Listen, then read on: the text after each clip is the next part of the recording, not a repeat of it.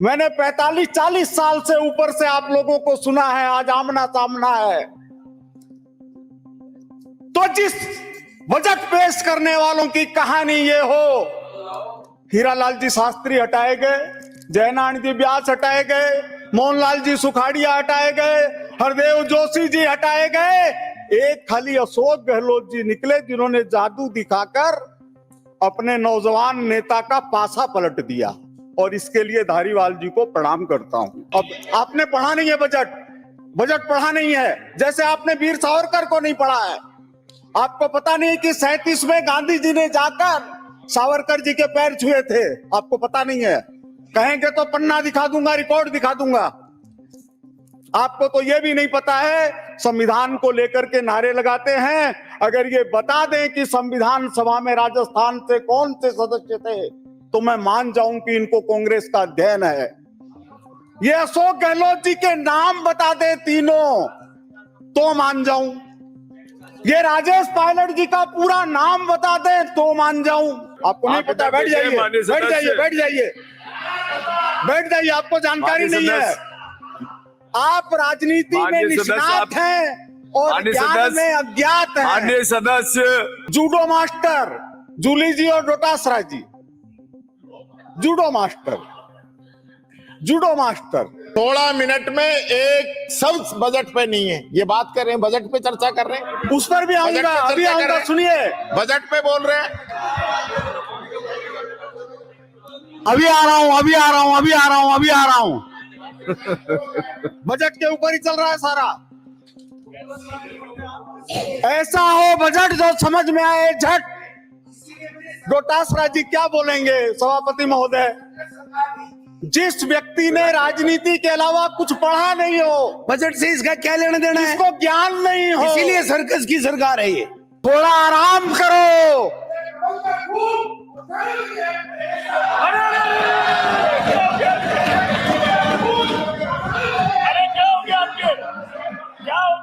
थोड़ा आराम करो मेरे नाखुश दोस्तों, थोड़ा आराम करो मेरे नाखुश दोस्तों। तुम्हारे चेहरे को देखकर लोग कुम्हलाने लगे हैं। विराजे श्री शांति धारीवाल जी, आपका नाम आपने दिया क्या नाम? हाँ, एक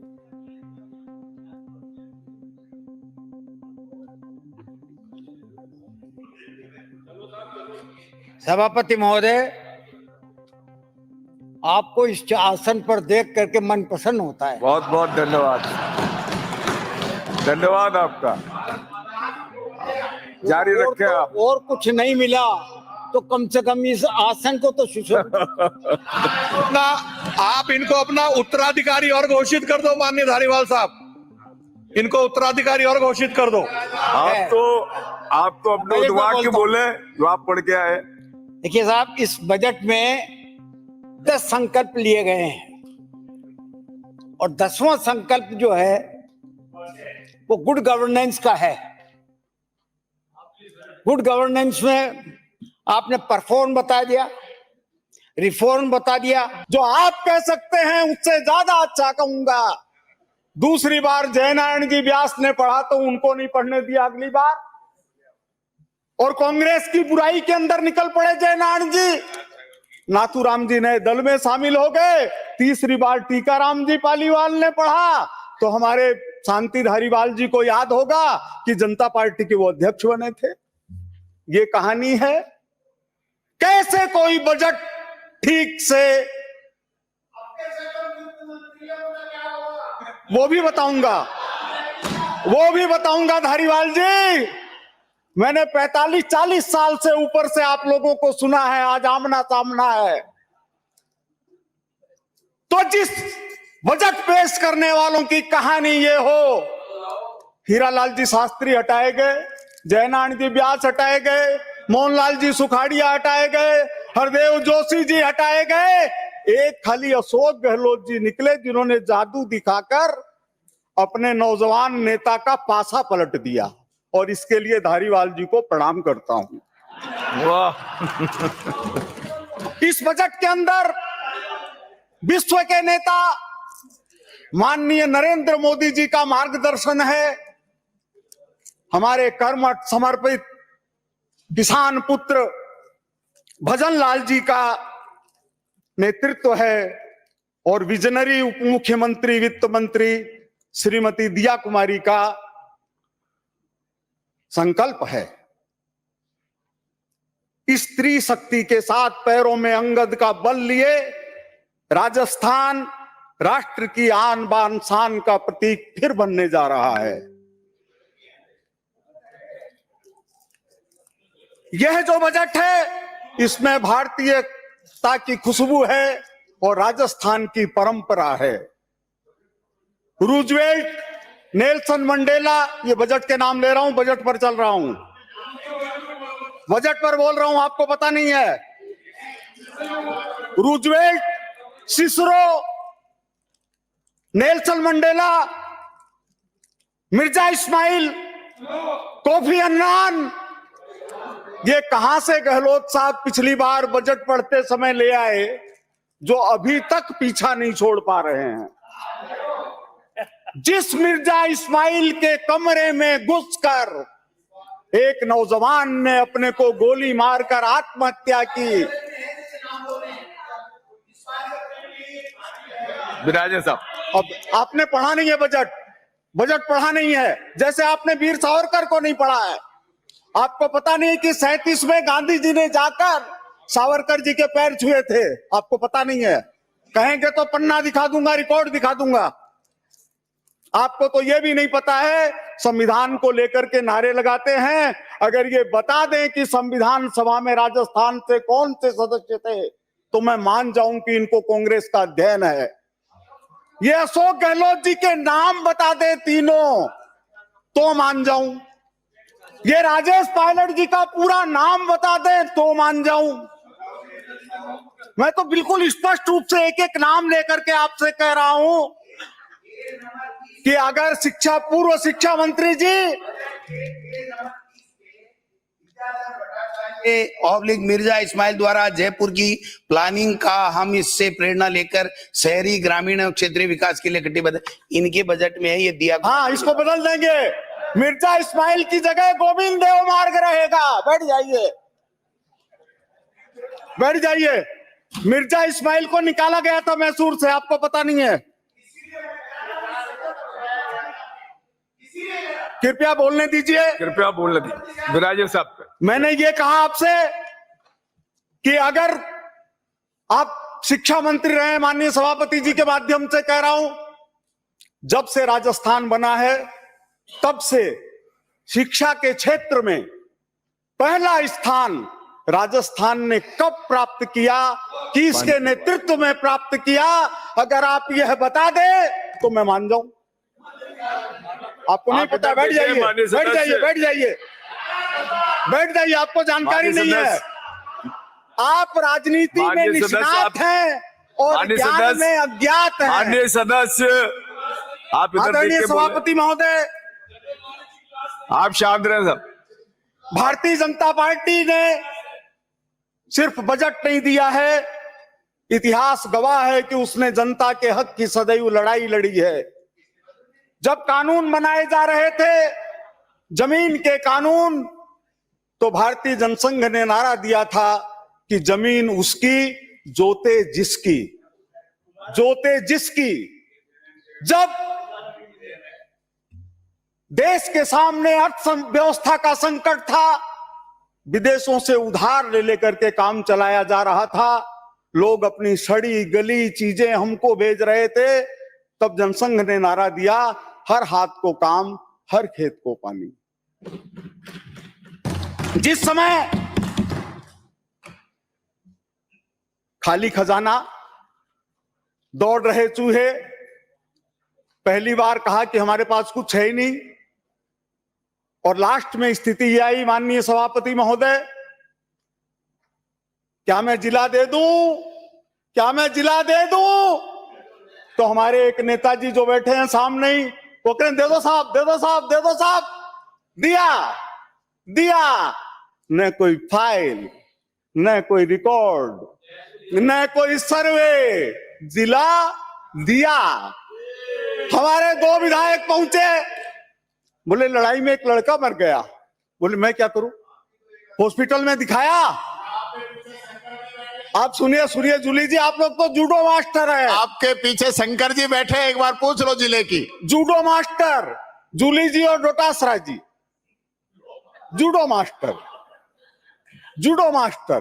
तो उन्होंने कहा अस्पताल में दिखाओ। तो हमारे एक वरिष्ठ विधायक ने कहा तो मर गया। बोले मर गया तो क्या करे? बोले 50 लाख रुपए दे दो। पे दे दिया, ले जाओ। किससे पूछा? कमा के लाए थे? कोई खेती है आपके? कोई जादू के नोट थे? दे दिया। राजस्थान के बजट का इस तरह से मजाक उड़ाया गया। जब अलमारियों में सोना रखा हो सभापति महोदय, करोड़ों के नोट निकलते हों, और आप ईमानदारी की बात करेंगे? आप बजट की बात करेंगे? बजट तो वहीं खत्म हो गया जब सिर्फ खाना सीख गए, और खाना ऐसा जो हर चीज हजम हो रही है। मैं जानना चाहता हूं सभापति महोदय, आप किस बजट की बात करेंगे? पट्टे के पट्टे खत्म।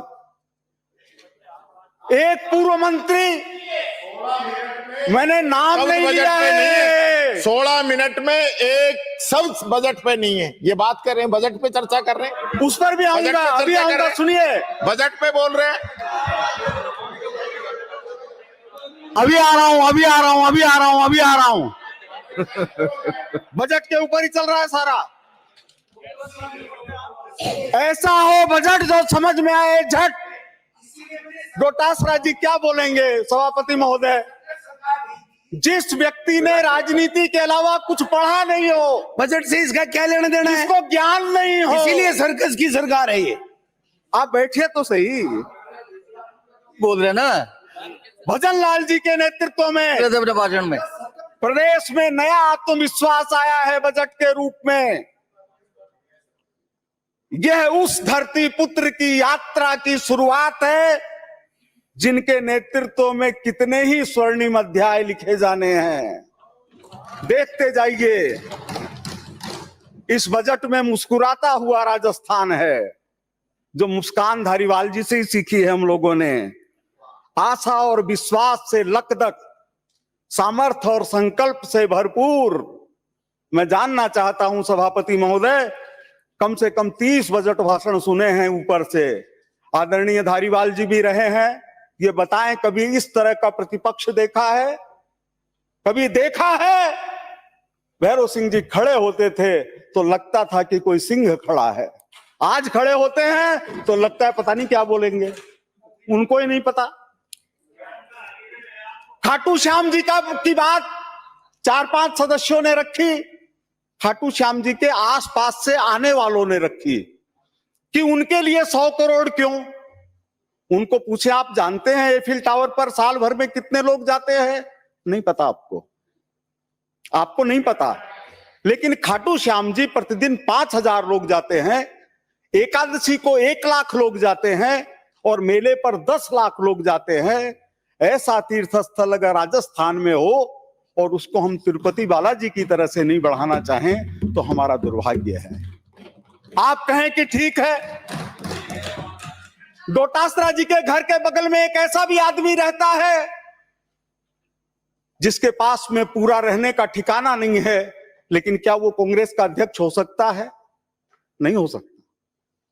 वो खाली ये कर सकता है कि इनको वोट नहीं देता, वो नहीं देता है। माननीय विद्वान सदस्यों, 23-24 में हमारी राजस्व प्राप्ति 2.33 लाख करोड़ थी, जो 24-25 के अंदर बढ़ करके 2.64 लाख करोड़ होने जा रही है। और पहली तिमाही यानी जनवरी से लेकर के मार्च तक उस राजस्व प्राप्ति के अंदर बढ़ोतरी हुई है। तो मैं प्रभु से कामना करता हूं सभी सदस्यों से मिलकर के कि हम लोग इस बार ऐसा बजट की कामना करें, उसकी सफलता की कामना करें कि जो राजस्व घाटे का अनुमान किया गया है, जो कि 23-24 के राजस्व घाटे के लगभग बराबर है, उसको पार करके हम राजस्व अधिशेष की तरफ बढ़ सकें। और इसके लिए मेरा निवेदन है सभापति महोदय कि जो भ्रष्टाचार में पैसा लगता आया है, जो रिश्वतखोरी और दलाली में लगता आया है, क्या उसका अनुमान लगा करके हम राजस्व की बढ़ोतरी में कुछ मदद राजस्थान की कर सकते हैं क्या? जो बजरी माफिया की बात करते हैं, मैं तो इन लोगों के नाम नहीं जानता, लेकिन इन लोगों की गिरेबान पकड़कर क्या कुछ राजस्थान की मदद कर सकते हैं क्या? जब सरकार ने यह जिम्मेदारी ली है कि हम बजरी का कुछ खनन करेंगे, तो उसको हम कहां तक ले जाएंगे? जैसे कि गणेश मंदिर के ऊपर पैसा खर्च करने की बात आई, तो मैंने जानना चाहा कि कौन सा गणेश मंदिर है। इसी तरह से मेरा यह निवेदन है सभापति महोदय कि विश्व की टॉप 10 अर्थव्यवस्थाओं में शामिल फ्रांस और इटली, इनकी जितनी जनसंख्या है उतनी जनसंख्या हमारे राजस्थान की है। इंग्लैंड और इटली से ज्यादा जमीन हमारे पास है। बहुत से विषय के अंदर इजराइल से हम आगे हैं। यह बजट का विषय है आदरणीय डोटासरा साहब। $350 बिलियन की आदरणीय सदस्य हमारे गांव के होके वो विरोध कर रहे हैं। वोट नहीं मिलेंगे, वोट नहीं मिलेंगे। मेरे गांव के हैं, मेरा विरोध करेंगे, वोट नहीं मिलेंगे। बैठ जाइए। अरे हो एक बड़ी महत्वपूर्ण बात, एक बड़ी महत्वपूर्ण बात मैं बड़ी निवेदन से कहना चाहता हूं आदरणीय सत्ता पक्ष के सदस्य और माननीय प्रतिपक्ष के विद्वान सदस्यों का ध्यान आकर्षित करते हुए कि हमारे राजस्थान की अर्थव्यवस्था की नीति के मूलाधार बदलने जा रहे हैं।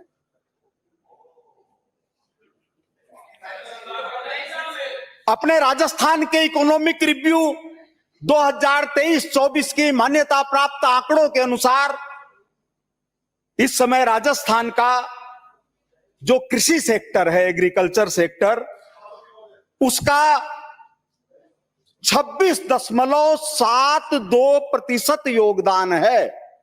मतलब 27.25% योगदान है हमारे कृषि सेक्टर का, जिसकी वैल्यू 3.81 लाख करोड़ रुपए है। और यह सिर्फ 9.64% की दर से विकास कर रहा है। हमारे कृषि क्षेत्र की राजस्थान में जो स्थिति है वो ये है कि 9.64% की दर से विकास, वैल्यू 3.81 लाख करोड़।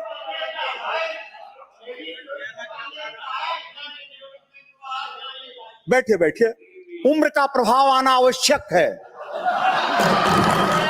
और बात और 2 मिनट में पूरी करें माननीय सदस्य। 26. अरे आप राजेंद्र साहब, इतनी गंभीर बात को नहीं बोलने देंगे। राजेंद्र साहब, इतनी गंभीर क्या 23-24 का है? 2 मिनट रह गए। 4 दिन पहले आया है, 4 दिन पहले।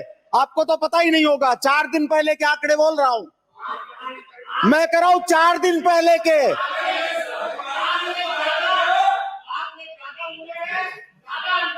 उसके लिए चरण छूने को तैयार हैं, उसके लिए चरण छूने को तैयार हैं। विराजिए माननीय सदस्य। अगर उम्र से अकलाती तो राहुल गांधी प्रतिपक्ष के नेता नहीं होते। आपको बना देते, आपको बना देते, आपको बना देते, आपको बना देते।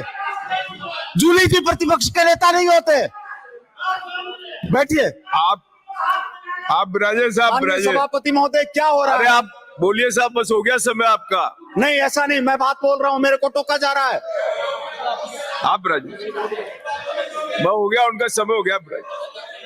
बोलने नहीं दे रहे, क्या बोलूं मैं? आप राजू, आप कुर्सी पे बैठे हो, आप राजू साहब, ये क्या है? क्या आगे, कहाँ से आपका आगे? समय पूरा क्या हुआ। बोल रहे हैं? आप राजी प्लीज, सदन की गरिमा को तार आप तार मत राजिए, करो। आप राजिए सर, आप भी राजिए, आप राजिए साहब, आपका समय पूरा हुआ। श्री शांति धारीवाल साहब, मैं तो अपनी बात ही नहीं कह पाया। 1 मिनट तो दे देंगे।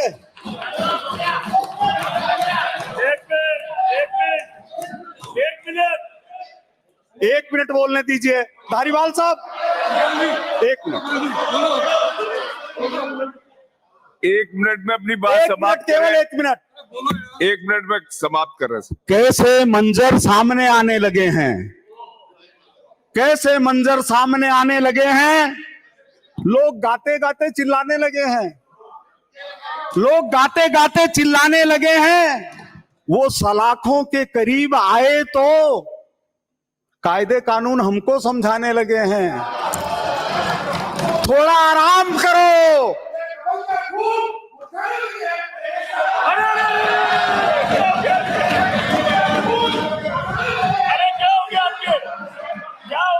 थोड़ा आराम करो मेरे नाखुश दोस्तों, थोड़ा आराम करो मेरे नाखुश दोस्तों। तुम्हारे चेहरे को देखकर लोग कुम्हलाने लगे हैं। बिराजे बिराजे।